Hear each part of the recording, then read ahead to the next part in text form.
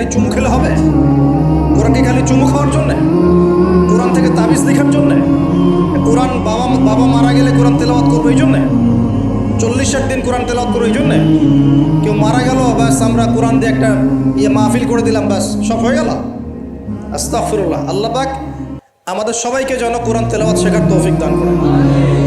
একটা চ্যালেঞ্জ গ্রহণ করেন যে আমি নিজে কোরআন তেলাওয়াত করা শিখবো, আরও 10 জনকে শিখাবো ইনশাআল্লাহ।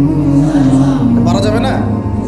যদি এই একজন প্রত্যেকে যদি নিজে শিখি আর প্রত্যেকে যদি 10 জন করে শিখাতে পারি, শোনেন, প্রত্যেকে যদি নিজে শিখি এবং নিজ নিজ পরিবার বা নিজের আমার আন্ডারে যারা আছে, মনে করেন আপনি একজন একটা গার্মেন্টসের মালিক, আপনার আন্ডারে অনেক মানুষ চাকরি করে না?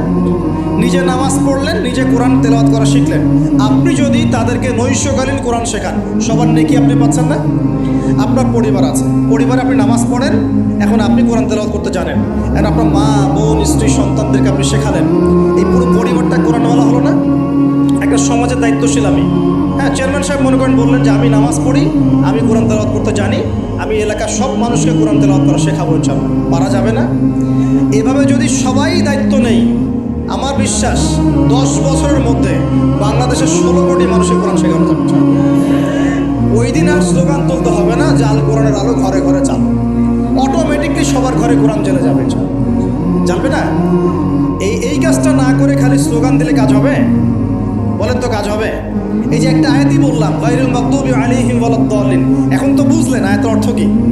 আল্লাহর রাসূল আমাদেরকে বলছেন তোমরা ইহুদিদের পথ অনুসরণ করো না, তোমরা নাসারাদের পথ অনুসরণ করো না। কিন্তু বাস্তবতা হচ্ছে আমার সব ক্ষেত্রেই ওদের আদর্শেই চলছে না? আপনার বিয়ে শাদী, বিয়ের আগের অনুষ্ঠান, গায়ে হলুদ, আপনার পরিবার, আপনি যে মিডিয়াগুলো দেখছেন সেই মিডিয়াগুলা, হ্যাঁ, আপনার পলিটিক্যাল সিস্টেম, সুদভিত্তিক অর্থনৈতিক সিস্টেম, তারপরে আপনার কি বলবো, দেহের পোশাক পরিচ্ছদ, লেবাস, পোশাক, চেহারা, সুরত, সব কিছু ওদের মতো না? আমি তো দেখালাম, এমনকি বাথরুমের কমোড পর্যন্ত ওদের মতোই, তাই না? তো এখন এই একটা আয়াত বুঝলেই আপনি বুঝতে পারছেন যে আসলে সব উল্টা চলছে। এখন যদি পুরো কোরআনটা বুঝতে পারি, পুরো কোরআনের 6236টা আয়াতই বুঝতে পারি, তাহলে এই সমাজটা পরিবর্তন হতে সময় লাগবে?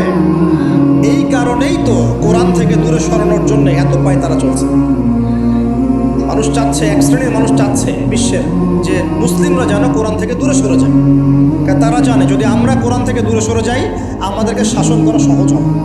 ওই পশ্চিমারা আমাদেরকে শাসন সহজেই করতে পারবে। আর আমরা যদি কোরআনকে আঁকড়ে ধরি, ওদের বাপেরও ক্ষমতা নেই আমাদেরকে শাসন করে, বরং আমরা ওদেরকে শাসন করবো ইনশাআল্লাহ। আমরা করি নাই মনে করছেন? 1200 বছর করেছি। কত বছর? বিশ্বাস করছেন না? ইতিহাস পড়েন, নবী সাল্লাল্লাহু আলাইহি ওয়াসাল্লামের যুগ থেকে শুরু করে এই তো 1914 সাল পর্যন্ত আমরা সারা বিশ্ব শাসন করেছি। খুব মনে হচ্ছে গাল গল্প? এখন বিগত 70, 80, 100 বছরে আপনার কাছে মনে হচ্ছে যে শক্তি তো সব ওদের হাতে চলে গেছে, আমাদের হাতে নাই। ইনশাআল্লাহ তাআলা আবার ফিরে আসবে ইনশাআল্লাহ। তবে ওই যে বললাম, এমনি আসবে মান্না সালোয়ার মতো, নাকি আমাদের কিছু দায়িত্ব আছে ভাই? এই যে প্রথম এক ভাই বলেছিল না কি করতে হবে, এখন শোনেন কি করতে হবে। 1 নাম্বার, আমাদের সবাইকে তওবা করে ফিরে আসতে হবে। কি করতে হবে? সূরা নূর পড়ছিলাম আসার সময়, আল্লাহ পাক বলেছেন তুবু ইলাল্লাহি জামিআন আইয়ুহাল মুমিনুন লাআল্লাকুম তুফলিহুন। তোমরা সবাই একসাথে, হে মুমিনগণ, তোমরা সবাই একসাথে আল্লাহর কাছে তওবা করো যাতে তোমরা সফল হতে পারো। আগে কি করতে হবে? আল্লাহকে বলতে হবে, আল্লাহ আমরা ব্যক্তিগতভাবে, পারিবারিকভাবে, সামাজিকভাবে, রাষ্ট্রীয়ভাবে